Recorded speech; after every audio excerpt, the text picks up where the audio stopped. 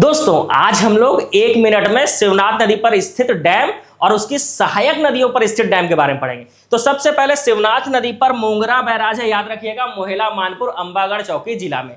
उसके बाद मनियारी नदी पर खुड़िया डैम, जिसको राजीव गांधी जलाशय कहा जाता है, और अरपा नदी पर भैंसा झार परियोजना है। ये दोनों याद रखना है, मनियारी और अरपा पे। और इनकी भी जो सहायक नदियां हैं, जैसे इनकी मनियारी की जो सहायक नदी है घोंघा नदी, इस पर घोंघा जलाशय, जिसको कोरी डैम कहा जाता है, जहां पिकनिक मनाने गए थे। और अरपा की सहायक नदी है खारंग नदी, इस पर जो जलाशय है इसको खूटा घाट डैम कहते हैं, याद रखना। ये अरपा की सहायक नदी है खारंग नदी, खारंग जलाशय भी बोलते हैं, खूटा घाट भी बोलते हैं, और संजय गांधी भी कहते हैं। तो डाउट कहां आता है? खुड़िया, खुड़िया डैम राजीव गांधी जलाशय याद रखेंगे, खूटा घाट मतलब संजय गांधी जलाशय, ये दोनों याद रखना है। इसके बाद आप नीचे आ जाओ, खरखरा नदी पर खरखरा बांध है, मिट्टी से निर्मित डैम। तांदुला नदी पर तांदुला डैम है, और तांदुला की सहायक नदी है जुआर नदी या जुआरी नदी, इस पर गोंदली जलाशय। इसके अलावा सस्पेंशन ब्रिज के बारे में भी जान लो।